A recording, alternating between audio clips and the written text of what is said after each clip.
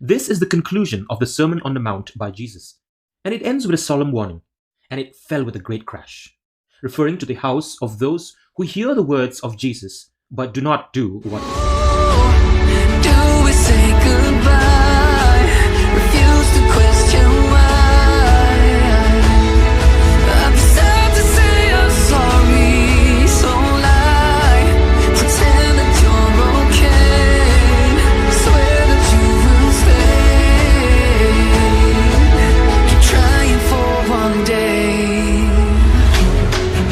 I'm sick of all these lies. Don't care if I capsize. It's not. Mathew 7 verse 24 says, "Therefore everyone who hears these words of mine and puts them into practice is like a wise man who built his house on the rock." Verse 25, "The rain came, the streams rose, and the winds blew and beat against that house, yet it did not fall, because it had its foundation on the rock." Verse 26, "But everyone who hears these words of mine and does not put them into practice is like a foolish man who built his house on sand." Verse 27, "The rain came down, the streams rose, and the winds blew and beat against that house, and it fell with a great crash." This is the conclusion of the Sermon on the Mount by Jesus, and it ends with a solemn warning, and it fell with a great crash, referring to the house of those who hear the words of Jesus but do not do what he says. Now let's look at each verse carefully and understand what Jesus is trying to teach us. We need to remember that Jesus had earlier been contrasting between trees bearing good fruit and trees bearing bad fruit. We had mentioned in an earlier session that the people bearing bad fruit he was referring to were not real born-again Christians, because he mentioned, "I never knew you." Now in the next example, Jesus contrasts two foundations and two types of builders.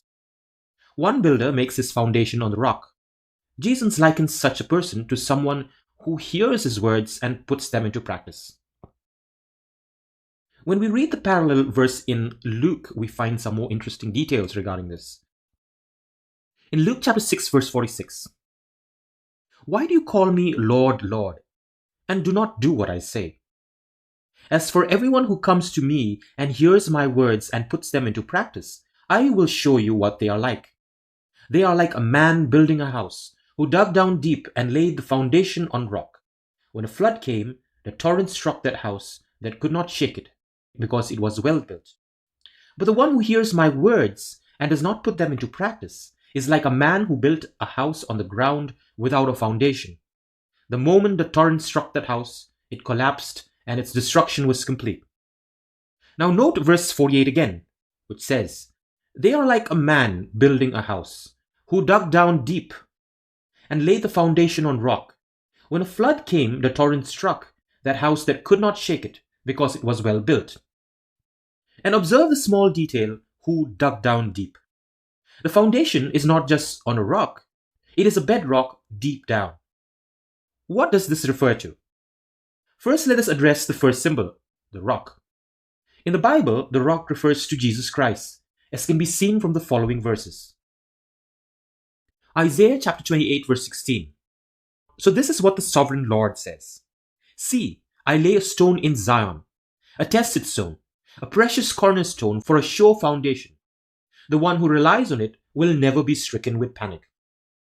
And in 1 Peter chapter 2 verse 6, "For in scripture it says, See, I lay a stone in Zion, a chosen and a precious cornerstone, and the one who trusts in him will never be put to shame."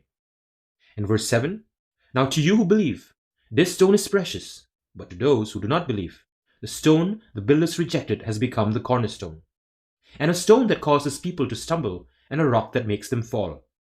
They stumble because they disobey the message, which is also what they were destined for.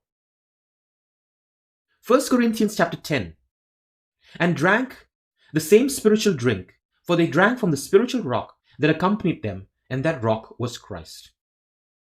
Now clearly Jesus is the rock, our sure foundation. Building our house refers to building our life. The secure way to build our lives is to build it on the foundation of Jesus. In the Sermon on the Mount, Jesus is referring to not only the one hearing and believing his words, but the one who obeys and puts them into practice. Note verse 25 says, "The rain came down, the streams rose, and the winds blew and beat against that house. Yet it did not fall, because it had its foundation on the rock." This refers to the trials and tribulations that come in the life of a believer. Because the believer practiced the teachings of Jesus, the house lasts. When we read verse 26, which says, "But everyone who hears these words of mine and does not put them into practice is like a foolish man who built his house on sand." Is the foolish man referring to a believer or not? I believe it can refer to a believer also. Such a person is saved, but the foundation is not deep enough because he doesn't practice what he hears. Does this mean that such a person loses his salvation? I do not think so. I believe the criteria for eternal security is based completely on grace through faith. It is not based on works. Because Romans chapter 10 verse 3 says, "Or everyone who calls on the name of the Lord will be saved." And in Ephesians chapter 2 verse 8, "For it is by grace you have been saved, through faith. And this is not from yourselves, it is a gift of God." And verse 9, "Not by works, so that no one can boast." Since we are only saved by grace through faith, then what did Jesus mean when he talks about the foolish man who listens but does not obey? If a person is already saved, why do we need to do good works? Why do we still need to obey? Will good works save us? Are good works necessary? We are now going to discuss something very important, a theological topic that has been debated for centuries. We first need to remember that salvation is a triune process: justification, sanctification, and glorification. When we become born again, our spirits are created new. We become a new creation. Our spirits are saved from the penalty of sin. Salvation, the justification part, is a free gift. When we become born again, we are eternally secure. It is not dependent on our own righteousness. It is dependent only on the finished work of Jesus on the cross. Justification is a miracle, a gift from God. The next part of the salvation process is called sanctification. And this is the hardest part. This is our responsibility. Sanctification means to be saved from the power of sin. Sanctification involves dying to self, obedience to Christ, and carrying the cross. This is where the verse "building our house on the rock" is referring to. Not only hearing, but obeying comes in. While justification is a free gift to all who call on the name of the Lord and believe in Him, sanctification results in rewards that gets bestowed to us because of our obedience. Most believers think that getting saved is all that is required. No, being born again is just the beginning. Yes, being justified gets us back into the family of God and places us out from the penalty of sin, but there is more at stake. God didn't save us simply to take us out from hell into heaven. No, He died so that we will not only have a relationship with Him, but also to rule and reign with Him in the millennial kingdom and for eternity. While all born-again Christians will be eternally saved, not all born-again believers will receive the blessings and rewards to rule and reign with Christ in the millennial kingdom and in heaven. There will be a great regret for believers who have lived carnal lives here on earth in the millennial kingdom. In the Bible, to get the right answers, we need to look at the Bible itself.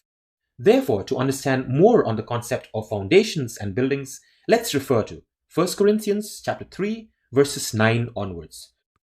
Verse 9, "For we are workers in God's service." You are God's field, God's building. By the grace God has given me, I laid a foundation as a wise builder, and someone else is building on it. But each one should build with care. For no one can lay any foundation other than the one already laid, which is Jesus Christ. If anyone builds on this foundation using gold, silver, costly stones, wood, hay, or straw, their work will be shown for what it is, because the day will bring it into light. It will be revealed with fire, and the fire will test the quality of each person's work. If what has been built survives, the builder will receive a reward. If it is burned up, the builder will suffer loss, yet will be saved, even though only as one escaping through the flames. Don't you know that you yourselves are God's temple, and that God's Spirit dwells in your midst? If anyone destroys God's temple, God will destroy that person. For God's temple is sacred, and you together are that temple. Do not deceive yourselves. If any of you think you are wise by the standards of this age, you should become fools so that you may become wise. So what do we learn from the above verses, and when we compare with the Sermon on the Mount? First, we learn that Jesus is the only foundation we can rely on. He is the rock, our sure foundation. So first, we have to build on a firm foundation. That means we first have to be born again. And from the parallel passage in Luke, we know that we need to dig deep. What does that mean? That means that our belief, our faith, our reliance on Him should not be superficial and hypocritical. It must be genuine faith. And as James puts it, faith without works is dead. Which means to prove that the faith we have in Jesus is alive, works have to be there to prove it. Second, we learn that the building or house that Jesus is referring to in Matthew chapter 7 verses 24 to 27 is our own lives. If we obey His commands and do His will, we will be building our temple with gold, silver, and costly stones. And it will stand the test during Judgment Day, and we will be rewarded to rule and reign with Christ. If, however, we do live carnal lives, we build our houses only with wood and hay and straw. For such foolish Christians, though they are born again, they will be saved, but they will only end up, as Paul puts it, as one escaping through the flames. Therefore, please note, being justified by grace through faith is one thing, but being sanctified by obedience will have eternal consequences. Let us choose this day to serve God, to not only depend on His grace, but to also remember that He is a holy God. He wants us to rule and reign with Him. That was His intention for Adam and Eve, right from the beginning, to have dominion over all.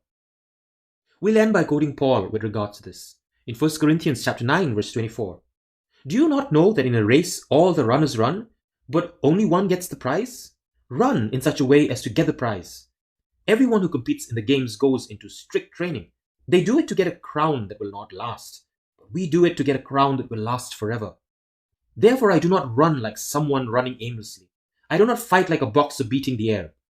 No, I strike a blow to my body and make it my slave, so that after I have preached to others, I myself will not be disqualified for the prize. And also like Paul, may we be able to say, as in 2 Timothy chapter 4 verse 7, I have fought the good fight. I have finished the race. I have kept the faith. Verse 8, from now on the crown of righteousness is laid up for me, which the Lord, the righteous judge, will award me on that day, and not only to me, but to all who crave His appearing. Be inspired and be blessed. Shalom and peace to you all. Thank you.